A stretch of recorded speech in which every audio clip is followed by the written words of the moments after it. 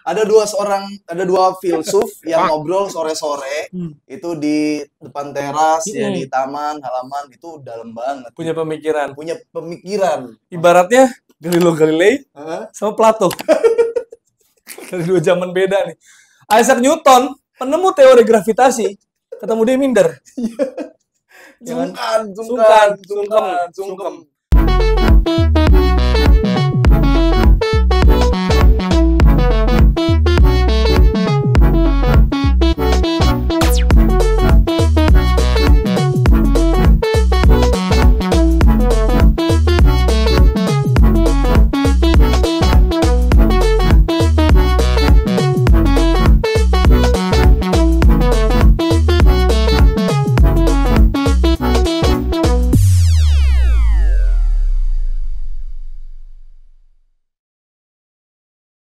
Selamat datang di Positive Thinking. Karena setiap hal pasti ada sisi positifnya.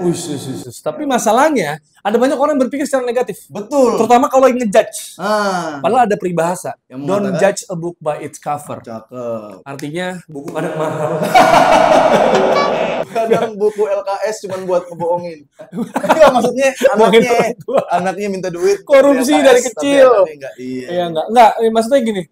Kita suka melihat dari luarnya doang. Betul. Atau kita suuzon atau kita punya prasangka buruk. Dia kok gini sih? Benar. Nah, padahal bisa jadi benar. Bisa jadi valid. Tapi bener Jer, apalagi sekarang mau tahun-tahun politik, itu pasti udah banyak banget video-video potongan. Video dipotong, video diedit, framing, dikasih narasi yang negatif di black campaign, itu kita mesti saring-saring lagi. Nah, itu dia. Dan juga mungkin kita bingung sama banyak kejadian yang viral. Betul. Loh, kok dia goblok banget sih? Ini Atau dia kok aneh banget sih? Termasuk ada yang yang dua orang tuh ya, dua sosok kampus. Iya, bisa dibilang ini filsuf. Ada dua filsuf yang ngobrol sore-sore itu di depan teras ya, di taman halaman, itu dalam banget. Punya pemikiran. Ibaratnya Galileo Galilei sama Plato. Dari dua zaman beda nih. Isaac Newton, penemu teori gravitasi, ketemu dia minder. Sungkem. Sokrates dulu juga gitu. Insecure lah. Dia di atas juga kan udah almarhum juga kan. Kayak anjir, untung gue nggak ada pas di zaman dia. Iya, pasti yang terkenal bukan geser gue nih. Pemikiran filsuf gue kegeser. Pasti top of mind orang udah geser, bukan gua. Betul. Karena kalau kita lihat videonya, ini kan pasti sering banget ya. Kalau lu punya duit, lu punya kuasa, ngomongin soal pemikiran ya, kita pasti semua udah tahu nih. Betul. Itu kan kalau secara tampilan sore hari. Iya. Yang di mana matahari masih terang, orang-orang kantor belum disuruh pulang nih bos tuh. Iya gak? CEO masih ngebedah strategi untuk tahun depan. Meeting masih maraton. Ketemu klien, karyawan pun. Ya, atau mungkin kalau emang bisnis berdagang lagi sibuk-sibuknya tuh, urusin logistik, pengiriman barang. OB aja pulang terakhir kan, datang duluan lebih pagi, pulang terakhir. Tapi ini filsuf sore-sore ngopi, ngeteh, mengabaikan matahari. Dia bersinambungan sama cahaya matahari. Jadi ini orang banyak yang berpikir negatif. Karena kan gini loh, biasanya tuh pemikiran muncul itu di malam menuju tidur. Biasanya kita di situ. Bener gak sih? Ilmu datang. Kemarin baru bilang ya, ternyata yang bikin kita kontemplasi, ternyata bukan pas lagi mandi, bukan di toilet, tapi pas lagi di atas motor. Ya, lagi jalan, motor dan mobil sih. Pokoknya lagi berkendara aja. Itu ketika kita punya ide sesuatu hal yang kreatif, buru-buru dicatat. Tiba-tiba tuh di motor. Bahkan nggak usah nyetir ya. Bahkan jadi penumpang. Kemarin gue naik Gojek gitu kan. Kayak, kepikiran ide banyak tuh. Benar. Biasanya kalau kita lagi mindful nggak megang HP. Nah, sosok-sosok filsuf ini, itu dia tidak perlu momen khusus untuk berpikir. Karena emang dia nyiptain buah pikiran. Pencipta buah pikiran, mindset. Ini orang pada ini sih bikin konten diledekin, dicek. Iya. Lu maknanya belum ada kan yang membedah maknanya sedalam mungkin. Coba kita bedah kali ya. Kita cari dulu. Sisi positifnya pasti ada. Pasti ada. Bikin Sokrates jadi shock. Gitu, coba. Ini dulu lihat ya. Konten nih. Ini tentang mindset dulu ya. pola pikir lo yang harus dirubah gitu ya. Bukan pola slot yang dirubah. Iya kan kaya itu bukan soal berapa uang yang lu punya. Tapi kan mindset yang bikin lu kaya. Berarti kalau kaya menurut lu adalah bukan seberapa banyak uang yang lu punya ya? Iya. Soalnya kan banyak orang yang gue tahu duit lu banyak, tapi lu kadang suka semena-mena sama duit. Nah, kaya. Iya. Karena kaya jadi semena-mena. Ya orang nggak punya duit mau ngapain anjir? Lu nggak punya duit masa mau semena-mena? Positif dah. Astagfirullahaladzim. Iya, positif. Iya. Soal mindset. Kita yang salah. Iya. Kita semua salah. Maksud gue, semua orang bisa kaya. Kaya itu relatif. Enggak, iyalah, tergantung. Kalau lu bisa makan, lu kenyang tiap hari. Walaupun lu nggak berlimpah, ya bagi lu mungkin kaya. Bener. Pahala lu mungkin menumpuk di surga. Bener. Mati aja biar masuk surga. Mati aja. Itu betul masuk surga. Dan ini lu belain dulu deh, gue masih belum nyari nih. Lu apa lagi coba? Iya, maksudnya soal mindset iya mungkin memang bingung gue juga sih. Karena gini loh, kita belum nyampe sepemikiran dia. Memang belum nyampe. Dia bilang kaya bukan perkara punya harta yang banyak, tapi kaya soal pemikiran. Ada dia. Maksud gua harusnya dia yang dibalik, Jer. Mindset dan pemikirannya udah kaya, otomatis hartanya juga ikut kaya. Aslinya kan begitu. Tapi yang salah tetap orang kayanya. Salah. Kenapa lo ngambil duit dari hasil kerja keras lu? Nah, harusnya kerja keras sumbangin dong. Iya. Ke orang yang nganggur. Oke, yang lain deh coba-coba deh yang mungkin masih bisa dicerna akal manusia, Beb. Coba ini. Tapi emang gitu, lu ngebayangin sih zaman dulu ya. Iya. Cuma kan nggak ada sosmed. Maksud gue jadi buah pemikiran itu nggak ke cover, pasti ada hal-hal yang gitu juga. Coba. Benar. Ini selanjutnya tadi apa? Tadi mindset ya. Iya. Ini masih sosok yang sama ya. Buka tempat gede-gedenya, Belibet.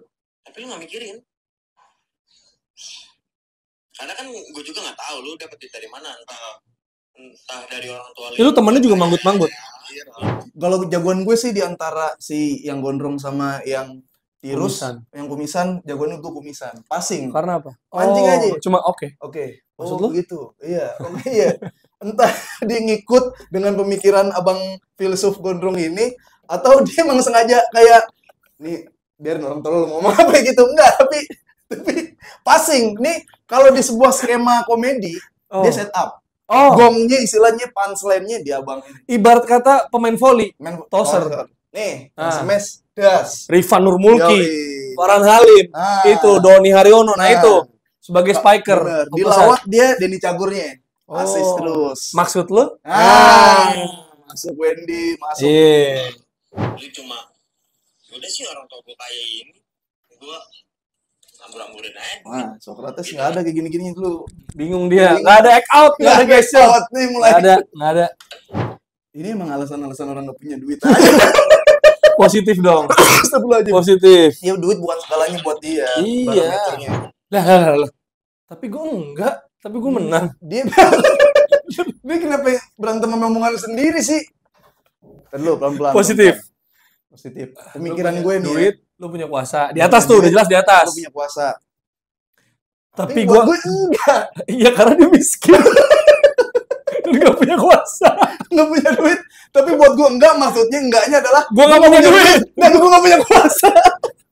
Itu maksudnya. Kita jangan salah pikir dia bingung. Iya, ini dia cuma ngasih tahu dia kondisi. Merendah. Iya. Teknik merendah yang kerendahan. Tapi soal pemikiran menang. Berarti maksudnya gue gak punya duit, gue gak punya kuasa. Tapi pemikiran gue. Nah, siapa tahu bisa mendatangkan duit dan kuasa. Belum, tarik. Itu belum. Enggak, belum tentu. Belum tentu, coba tapi kita lihat. Kita kan harus melihat backgroundnya di siapa. Itu akan terbukti nanti. Iya, oke. Iya. Oke. Dia banyak duit apa enggaknya. Iya.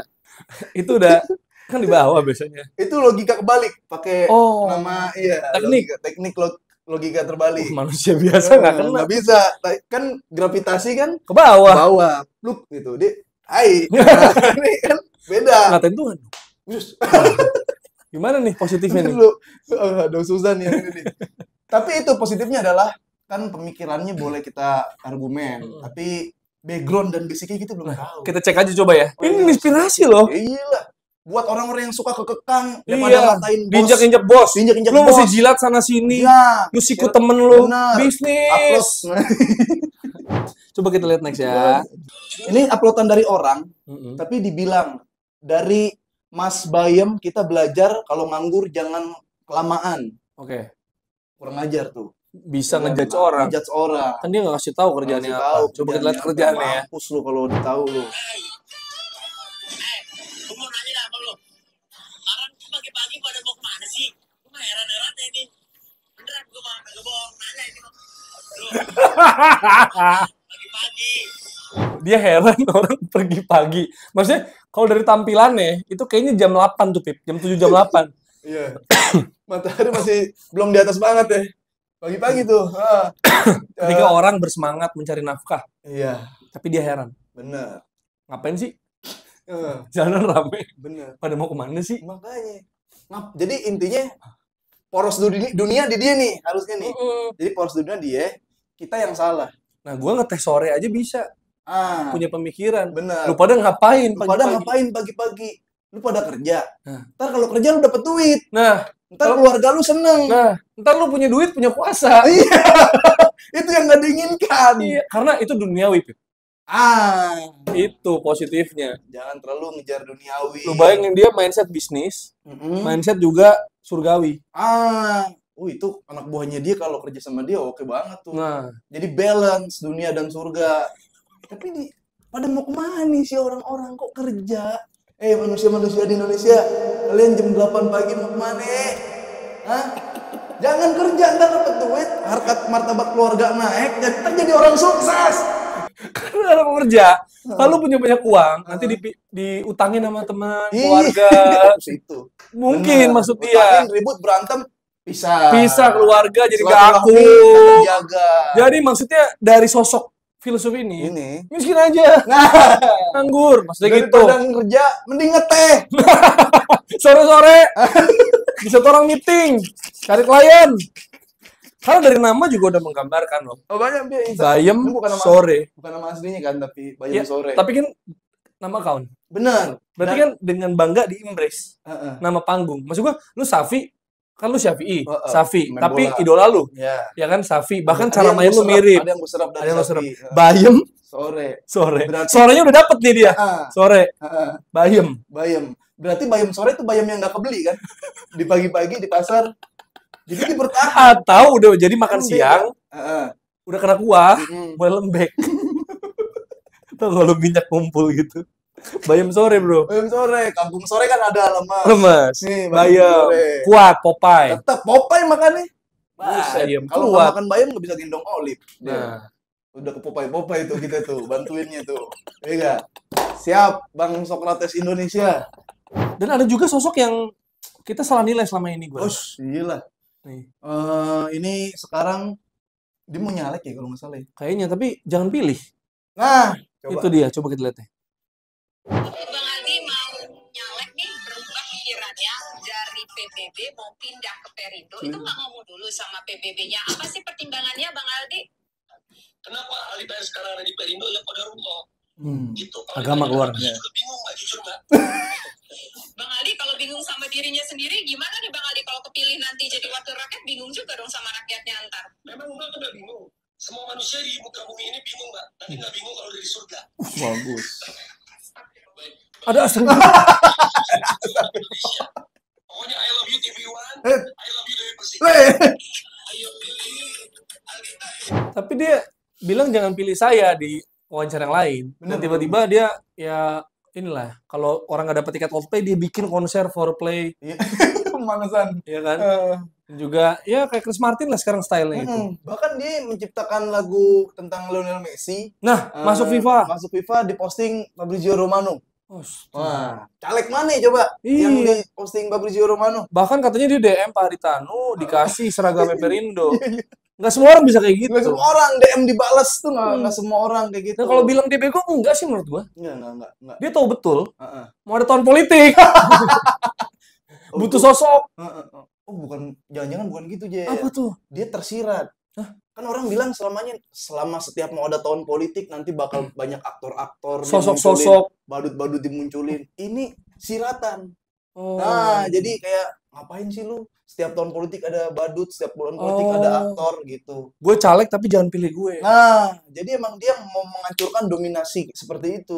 Dominasi aktor-aktor dan badut-badut ketika mau tahun politik. Jadi beda sendiri nih. Jadi kalau misalnya ada misalnya koruptor atau mungkin wakil rakyat yang kurang oke lah gitu.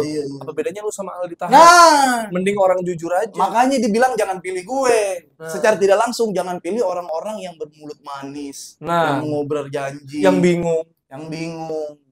Yang tidur di Senayan.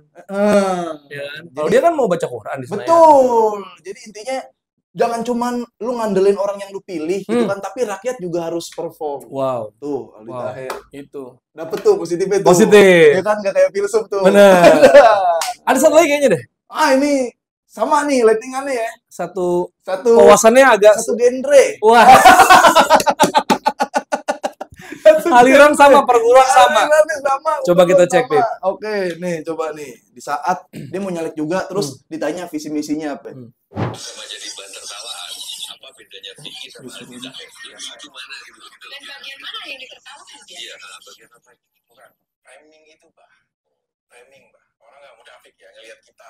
Tapi inilah jati diri saya. Nah, Bung Vicky, untuk rakyat Bekasi ya, di kota Bekasi, dapilnya Bung Vicky.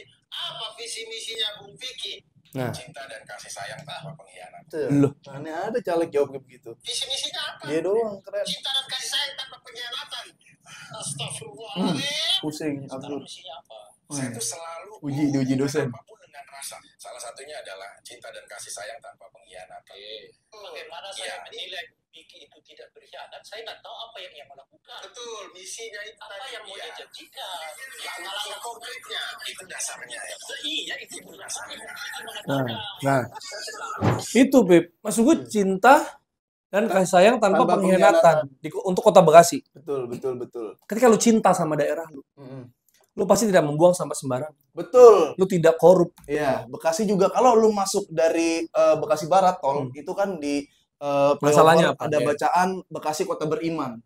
Nah, ketika lu beriman, lu beribadah harus dengan menggunakan rasa cinta. Nah, tanpa pengkhianatan. Betul. Dan juga Bekasi kan juga macet. Nah, ya kan? Iya. Nah, di macet itu bisa terjadi gara-gara selain banyaknya volume kendaraan, banyak orang yang muter balik motong jalur. Atau ngelawan arah. Betul. Nah, itu berarti berkhianat terhadap jalur. Itu positifnya. Jadi orang-orang yang berkhianat di sepak ya, yang orang-orang penuh rasa cinta dan kasih sayang lebih makmur lagi di Bekasi. Susah juga yang ngikutin kata-katanya ya. Iya. Tapi namanya positive thinking, dia doang kayaknya yang nggak ngerubah brand mereka ya. Iya. Gini, kalau ada artis-artis lain, ada politisi-politisi lain yang masuk, jadi kayak entah pakai kopi ya, jadi alim tiba-tiba membuat citra baru. Ini kan enggak, murni. Iya, dari rasa yang datang dari dalam diri. Dari rasa, tapi harusnya emang dicampur tuh si Aldi sama siapa, sama Vicky Prasetyo. Jadi apa namanya? Dia kan cinta dan kasih sayang tanpa pengkhianatan. Sama dengan bingung. Sekarang udah tahu kenapa dulu Aldi Taher main video klipnya ada band judulnya Manusia Bodoh. Kita ketemu di episode dari Positive Thinking.